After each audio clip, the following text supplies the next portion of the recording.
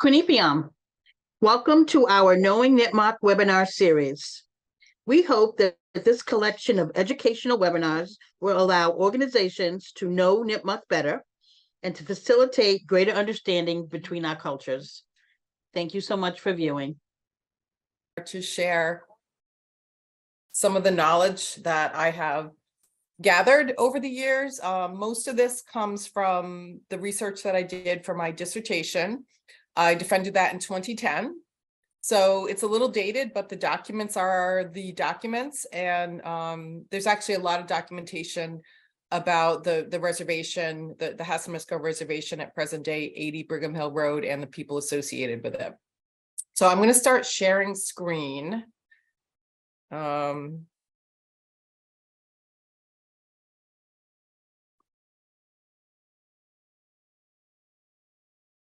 Does everyone see a greenish slide, Hassamusco Nipmuc Band Leadership and Governance? Okay, yes. Excellent, thanks. So I will go through this. I apologize in advance. I have had an eye infection. So if my nose gets a little runny and my eyes get a little weepy, just excuse that and we will proceed. I will also stop several times to see if there are any questions. If anybody, wants to jump in or something isn't making sense. I am going to go through some of this information, which is very detailed, rather quickly, because I would like to leave enough time or ensure that we have enough time for questions and conversation. So you can use the chat function. I'll try and monitor that. And like I said, I will also stop several times and just say, are there any questions, and we can jump in. So the way that I understand, sorry, my slides are not advancing. Okay, the way that I understand leadership for our people is that it's always been very much intertwined with land. And in particular, the preservation of what we now call the Hassamusco Reservation, again, located at present day 80 Brigham Hill Road in Grafton, Massachusetts. That land base dates back to what we would call a printer parcel. It was allotted to Moses Printer during the division of Hassanamisa between English settlers and the Hassamusco people who were still there. And that allotment in 1727/1728, when the legal processes went on for over a year, became the foundation for now what we understand to be our main parcel, the reservation. The printer Arnold Cisco family held onto this land over the several hundred years. And it's pretty clear that when it became the final parcel of Nipmuc land in 1857, that those preservation efforts very much interconnected with, as I'm saying, or were intertwined with this idea of leadership, because preservation of the land was important for the continuation of Nipmuc people.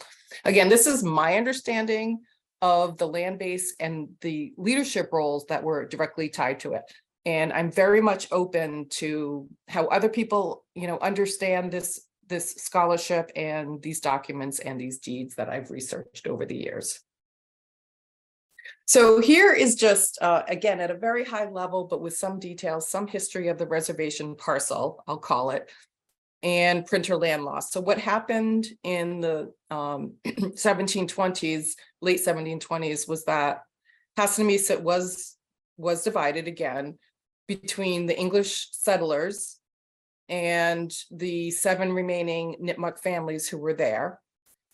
The land to the 7 Nipmuc families ended up being a home lot, some meadowland, and some woodland, in addition to some common land that could be used by all of the tribal people who were still there. So Moses Printer, as one of these allottees, had a home lot, which we have a map, which I'm not including in this, but we do have it. It's actually in my dissertation, and I've offered several times, and again offered that I can share that with anyone. I have it in a PDF format. So this map kind of squarely shows this what I saw to be a 100-acre parcel to Moses Printer up in the corner. of this original map from the archives. So I went through the Earl papers, which are at American Antiquarian Society in Worcester, painstakingly, both in the paper format and through microfilm, to look for any documentation of the sale of Moses Printer's land. So either by Moses Printer, now he had passed away by 1728, so the allotment actually shows to his heirs because he had already passed away, or to any of the direct family members. So I was trying to trace this through these Earl papers, and this pretty much documents what I found sold, usually by guardians on behalf of the Indians who were tied to this piece of land or to any of the parcels of Moses Printer. So some of it's a little unclear because, as I said earlier, he had the home lot, which very much appears to be the parcel up on present day 80 or at present day 80 Brigham Hill Road, as well as a woodlot, as well as a meadow, which may or may not have been attached, and as well as some connection to this common land for the Indians. So these are all of the documentations that I found with this kind of undefined time of 1728 to 1756, where there's a lot of question marks. I didn't find any specific sales that were tied to Moses Printer or Moses Printer's heirs. And Zara Siskobro, in fact, had found that there was a lot of land loss that went undetected. In other words, the guardians for the Hassanamisko Indians just kind of taking charge of and making transactions of lands that perhaps they shouldn't have been. And when she researched this back in the probably the 1970s, she had calculated that the state probably owed us, I think it was over $1 million at that time. So that's a separate conversation for another time, but there is kind of this undefined era here of almost 30 years, 1728 to 1756. So we kind of don't know what was happening to some of the land. So here are the documents that I found.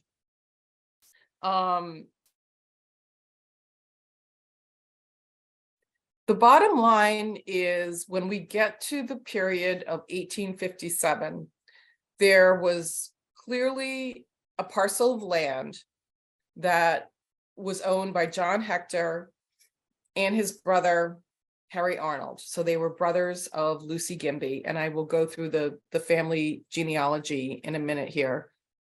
And John Hector sold 5 acres and 43 rods to John Sweeney. This was a key event because what it ended up doing was it sold the parcel, which is pretty much north of the present day reservation where those horses are, and it left the present day 3.5 acre parcel. So this became the point in time, 1857, and with this sale from John Hector to John Sweeney, when what was understood to be kind of the last piece of Hassanamisko Nipmuc land was left. It was the people who were living there. So again, the descendants of Moses Printer, at this time it was Sarah Cisco Arnold, were very, very cognizant that this was happening and that this was the last piece of land and that preservation of this piece of land was paramount. So here I have the total land loss of at least 155 acres if we just add up everything from this slide to this slide. Throughout Grafton, again, some of it is very clearly tied to the parcel that is on present day 80 Brigham Hill Road, and some of it is a little bit more amorphous and might have been tied to the woodlots or to the meadowland or possibly the common land, as I've said. This directly ties, these land sales, as I've been suggesting, directly connects to the occupants of this parcel, right? So let's call it the Printer parcel. So because it was allotted to Moses Printer back in 1727/1728. So here we have the occupants of this land and their lifespans. And I thought this was really important because we can see with the bolded people that key events happened with them, or at least key events that I understand. Again, this is not comprehensive. Just talking about this parcel and the history and the people And all of the details of their lives could in and of itself probably be a 300-page book. But at a very high level, we see, again, Moses Printer, whose lifespan was sometime before 1665. The vital records are not that great for that time period. We know that he passed away right around the time that these allotments were happening, and therefore his home lot allotment was to his heirs right off the bat. Then we have his daughter, Sarah Printer, who married a Lawrence, her lifespan. Patience Lawrence, her daughter, married a Gimby. And then we see the name Gimby mixed in with the family line of Lucy Gimby, who married an Arnold first, who then married a Hector. So she had Harry Arnold from her first marriage, who lived from 1788 to 1851. And she also had John Hector. So John Hector was the person who sold the other piece of land, the 5 acres and 43 rods that we now know was uphill of the present day Hassanisco Reservation at 80 Brigham Hill Road. So the importance of Lucy Gimby Arnold Hector was that she made a decision, for whatever reason, to construct a 16 by 20 homestead, which is still encompassed within the homestead that we see on the reservation. She did this in 1801. We have had pretty much an archaeology of the building done. It's called the Historic Structures Report. And all of that information that was gathered from that detailed analysis of the structure confirms that that original 16 by 20 part, which is the left-hand piece of the homestead, was around this time period. I confirmed that it was in 1801 when I found the actual document in the Earl papers. And it was someone from town who had built this, writing to the guardians, or the state basically, and saying, I'd like to be reimbursed for the work of constructing this 16 by 20 structure for Lucy Gimby. So we actually do have that very securely dated. I believe that I don't know the rationale, I don't know the reasoning why Lucy Gimby wanted an English style house. Maybe she just wanted to be more comfortable. Maybe it just made sense and she had the resources. There were a lot of land sales happening around this time, including by her. So she was probably thinking, hey, I'd like to have a nicer, more secure, more permanent house.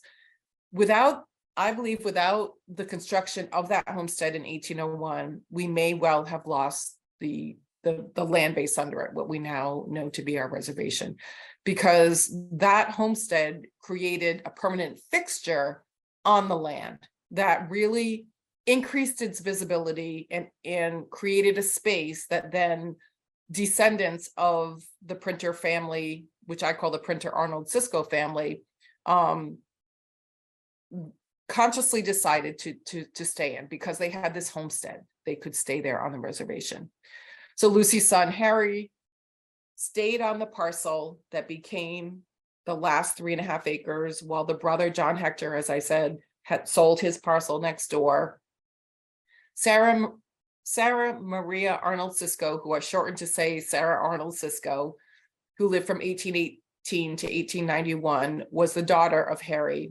When this, you can see by Harry's death in 1851, when his brother John Hector sold the parcel next door, it was Sarah who was living next door on the present day reservation. And it was through her that there was a conscious preservation of the land that happened. And we can see this in documents where she's writing to people, she's writing to lawyers, she's writing to townspeople, and she's articulating, I'm here on the last piece of land. This white guy next door, John Sweeney, is trying to take over my land. He's trying to use the spring in the back. He's, basically he's intruding. My cow doesn't have any place to graze. And, how am I supposed to basically support myself, my family? And she also articulates that this is for the Hassanisco Indians. So this is really the first time in the documentation with Sarah Arnold Cisco in like the 1850s and 1860s, where she's saying, this is the last piece of land and we have to preserve it on behalf of the Hassanisco Indians. So she makes it more than about herself. So I kind of saw that as a really clear indication that there was this looking to the future by this person in 1857 And that there was, as I've said, a very conscious effort to preserve the land that we now understand to be the reservation. Her son was James Lemuel Sisko. We have lots of photos of him in headdress, and in particular around the 1920s during the Algonquin Indian Council time period. And he represented this kind of he represented Nipmuc and Hassamisko leadership during this pan-Indian time when tribal people were coming together, trying to reassert themselves as Indian people. Passed away in 1931. His daughter, Sarah Sisko Sullivan, was born in the 1880s and died in 1964. She also, through letters that she wrote, which are in the Sisko archive, documented her concern about this land, almost verbatim to what her grandmother, Sarah Arnold Sisko, was saying. If we don't hold on to this land, the white people are going to get it. People are going to steal the land. People are trying to steal the land. I have to get back to the land. She was actually in a nursing home at one time and writing to family members pretty close to 1964 when she passed away. So it's like 1963-ish. And this is her primary concern. How do we hold on to this land? How do we preserve this land? Her daughter, Zara Sisko was an only child, born in 1919 and passed away in 1988. And I think for those of you who don't know much about her, I actually didn't have the opportunity to know her personally, but heard a lot about her through oral interviews that I did, and really felt like I got to know her through the archive and the documents that she preserved and the letters that she wrote and the legal work that she did to really ensure that this land and the structure and the leadership was preserved. At one point, she wrote a letter to her cousin saying, I was made to know from the time that I was a child that I would have to come back here, that I would have to come and live on this land to preserve it. So she understood that connection going back to being a printer or a member of the Printer Arnold Sisko line, that it was her responsibility to preserve this land. So I want to stop there. This is kind of just like, again, a big overview and a review of what I just talked about, but I want to see if anybody has any questions at this point about the kind of detailed information that I've shared about the place and the family that live there, consciously chose to live there and preserve this land base. Are there any questions in the chat at all? I can't really see it. No questions in the chat. I'll keep going and then we'll have plenty of time, I think, at the end for conversation and questions. So again, how I've kind of understood this, kind of quasi-theoretically, is that Moses Prentice parcel transformed from what I called in my dissertation a domestic landscape beginning in the 1727, 1728 allotment to around 1860. We could technically say 1857. And when John Hector sold his parcel and Harry Arnold's parcel, occupied by his daughter Sarah Arnold Sisko, became that 3.5 acre parcel that is now at 80 Brigham Hill Road in Grafton. Again, Lucy Gimby, this being a very pivotal moment, her decision to construct the original 16 by 20 homestead in 1801 created a permanent fixture on the land that I firmly believe contributed towards the preservation of that land. We do have an ongoing, I won't say how many years because it's a bit embarrassing, but an ongoing effort to restore the homestead that's on the reservation. Always looking for volunteers. There's annual maintenance that has to happen. So reach out to me directly and I will put my personal email in the chat later so you can reach out to me, but that is an ongoing project and an important one. It's in 2011, we got it on the National Register of Historic Places. So that was certainly an accomplishment. And again, this very important and pivotal moment of 1857 with what I call the John Hector sale, left the present 3.5 acre parcel. And Harry Arnold's daughter next door, Sarah Arnold Sisko, understanding that preservation of this land for the Hassamisko Indians was important. A few other things I wanted to share, just, these are just a few of many, many pictures and documents that we have that talk about the reservation and this place and this homestead and all of the things that have happened. So here we have a moment in time during that pan-Indian movement of the National Algonquian Indian Council that I mentioned. There are Mohegan people here, there are Narragansett people here, there are Cisco people, or Nipmuc, Hassamisko, and Cisco family members here.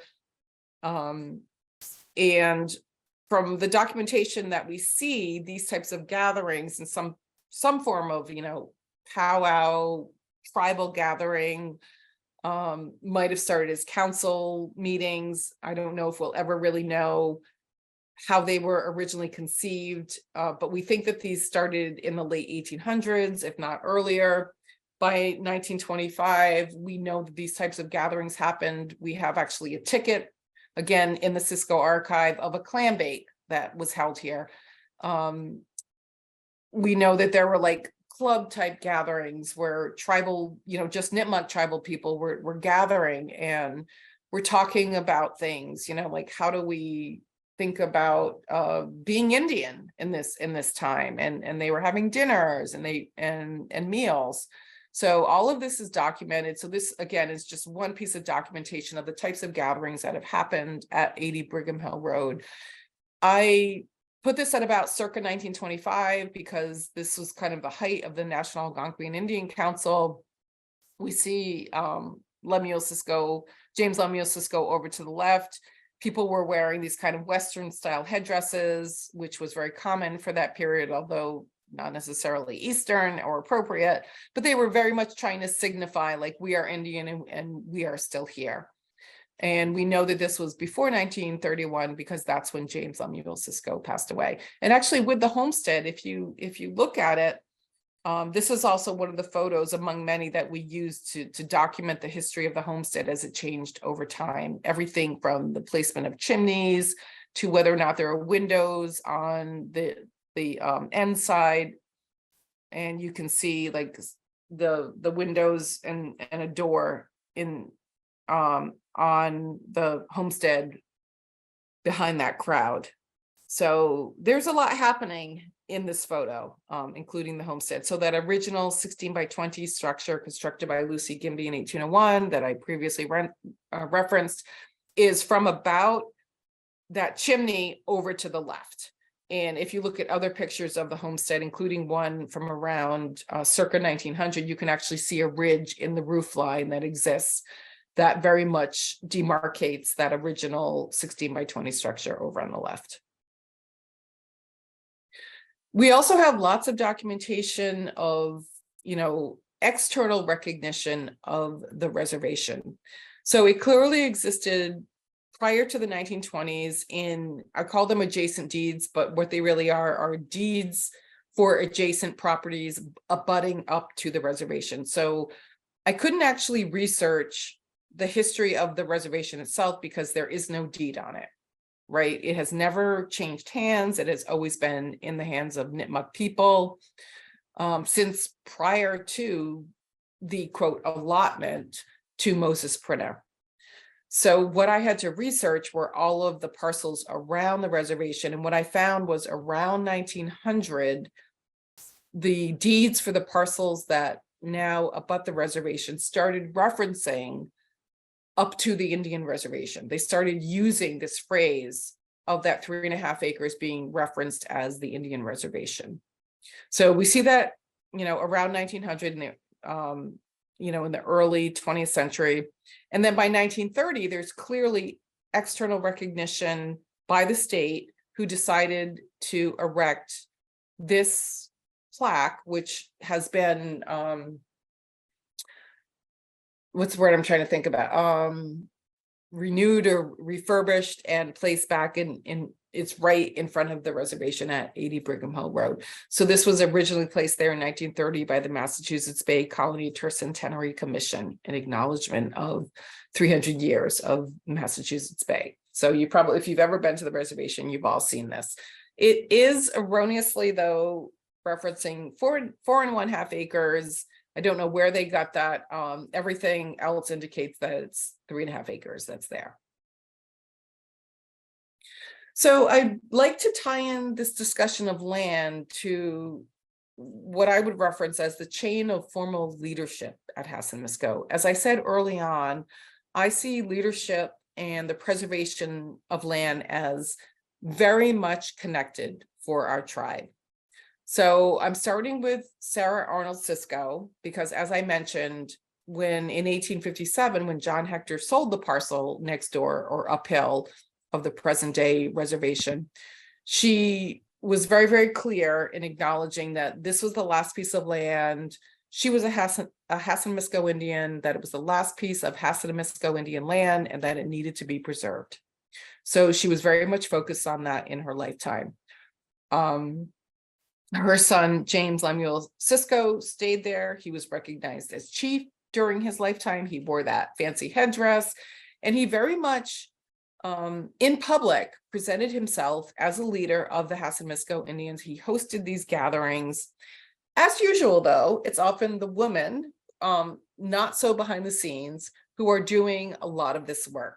So even during his lifetime, his daughter, Sarah Sisko Sullivan, had really, both formally and informally, I would say, taken the reins of leadership. And she continued this leadership role, as well as a very, very conscious effort on land preservation. I had mentioned earlier, she was the one who, when she was in a nursing home late in the 60s, was writing letters to families saying, have to get back there, because if I don't, they're going to take the land. So there was always in this family a very conscious understanding that if the land wasn't occupied, if the land wasn't used, if the land wasn't recognized, that we might lose it as a tribe. Her daughter, Zara Sisko Bro, who was known as Princess Whiteflower, clearly continued the leadership. I talked about her as consciously putting in writing, in letters to cousins, that she was always made to understand that she would need to come back and take care of, her tribe, her people, and the preservation of the land. She had a process, from everything that I've heard or understand from talking with elders, some of them now passed away, that being an only child and understanding that, the Sisko family, so Sarah had a brother, Horace, and there were still family members in the DC area. Michelle Sisko Titi being Horace's daughter, that the family was becoming more dispersed and that they might not assume the same responsibility that Zara had to come back and to live at the reservation and to ensure its preservation into the future. So from everything that I've seen, it was during Zara's lifetime, again, 1919 to 1988, that she started to broaden the number of families that were involved, what people have referred to and what I understand to be her inner circle of people, of trusted, tribal members, people that she saw stepping up, doing the work, assuming real leadership roles. And there was a process where she had a list, and we've actually, seen this document where she forwarded names of people that she felt could be trusted to continue the leadership. The process was that it went before a wider body, a council of elders, and Walter Vickers, Chief Natachman, was chosen by this process. Normally, people would stay in leadership until they passed away. Walter, for various reasons, chose to resign his leadership. He followed the same process that he came to understand would be the right and the fair process for our people. And he forwarded names to an elders council, and Cheryl Tony Holly was chosen by the elders through this same process that had been instituted, from everything I understand, by Zara.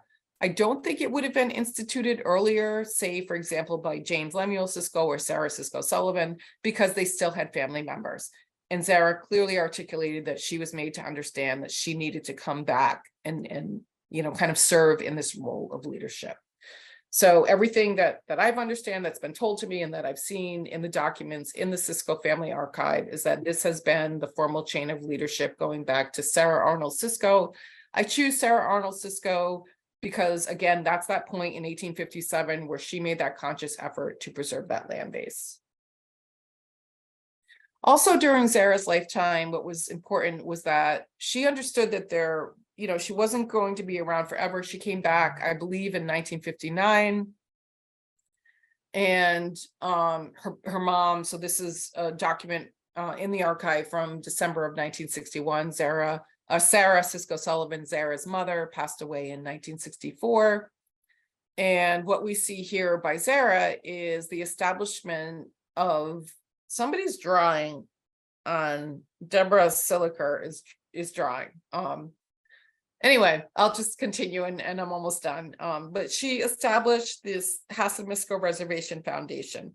What she tried to do was to establish a legal process to ensure and clarify that both the use, the preservation, and the stewardship of the Hassamisco Reservation, and also access by and for Nipmuc people into the future, as well as the heirship rights. Detailing out in Article 3, Section B, that it was the Cisco family. And I actually printed off this document today and can read this to you. So in Section B, she says the Cisco family heirship rights. So understanding that this went back to Moses Printer, this heirship going back to that original allotment. The Cisco family heirship rights prevail over all, and it is understood that they may maintain and enforce their family rights, except financial matters which do not pertain to their direct property as previously established at this documented date. So here she's clearly articulating and understanding that there is a right and a descendancy to the reservation by the Cisco family going back through the Printer Arnold Cisco line. Another question that has been raised is the history of sub-chiefs and kind of where this came from. Again, I don't know that before Zara, there would have been a need for this. I didn't hear that there was a long history of this, but my understanding is that the introduction of Hassanisco sub-chiefs began in the lifetime of Zara Cisco Bro. Again, I think because she was very conscious that she was an only child and that the Cisco family was getting smaller and smaller. And all of these other people, when she came back, I mean, Zara was a real mover and a shaker. She was active at the national level. She was involved in the drafting of the criteria for federal acknowledgement in the 70s. She was going to the National Congress on American Indians. I mean, she knew people all across the country, and she was studying leadership. She was looking at what it looked like during the American Indian movement. And she was coming back and she was really trying to ensure that, we had a future, and then we had a place, and then we had a structure. She had so many ideas for us. In the 1970s, she drafted out this vision of what she called a Nipmuc New Town, if we had gotten back that land that Tufts University now has. And she envisioned like a place for everybody, right? Like if somebody's talent was beating, then they could maybe oversee a committee on arts and crafts. And this was all in this Hassanisco Foundation. In fact, the areas that it was trying to perpetuate were arts and crafts, programs at the reservation, and what she called reservation programs, an Indian museum, which has existed for just about 100 years now, property and real estate development, if not on the reservation, then in a place like Newtown, where we could really kind of have space. And we still have this idea, right, of acquiring land, of having a land base, of having a place for community and engagement. And also it established a scholarship. So she understood all of this, understood that she couldn't do it alone. She had what people had called or referenced an inner circle of people. So Walter Vickers was one of these people. He was recognized by Zara as a sub-chief before he became a chief upon her death. Charlie Vickers, his cousin, who I talked with at length on a number of occasions, was also part of her inner circle and acknowledged as a sub-chief. Buster Richardson was acknowledged as a sub-chief, and perhaps begrudgingly, she also made Wise Owl a sub-chief. And we all kind of know like what that led to. Again, I think She understood that there needed to be shared leadership responsibilities, that this work has to be divided among and across families and individuals who are willing, who have different skills and talents and are willing to step up and do the work. And it also ensured continuation of leadership outside of the Cisco family after her, because she knew that this needed to be considered. One time, Charlie Vickers, he would just kind of come talk to me. We did a formal interview, which was recorded when we were doing research for the federal acknowledgement effort. And he said he remembers Zara pretty close to the end of her life. She had Parkinson's, and she knew, that her time was limited. And she said, "This is yours now. Like, I'm handing this off to you." And she trusted these people to continue this good work for our people. So our understanding is that the sub-chief structure or model is not new, that Zara understood this to be an important way to kind of have different people involved who have demonstrated that they are working, willing to work and do work on behalf of all people, and that they're willing to step up and do the work. So that's actually all I had. And I really hope that that you have some questions, that you might have something to add to this, maybe something an elder in your family told you, or that we can just have a conversation about this. So thank you so much for allowing me to share this information with you. So would love to just kind of open it up now and have conversation. Hetabatamish, and thank you for watching. All videos are available at the Hatsudamisco Nipmuc Band website at www.nipmucband.org. Hetabatamish.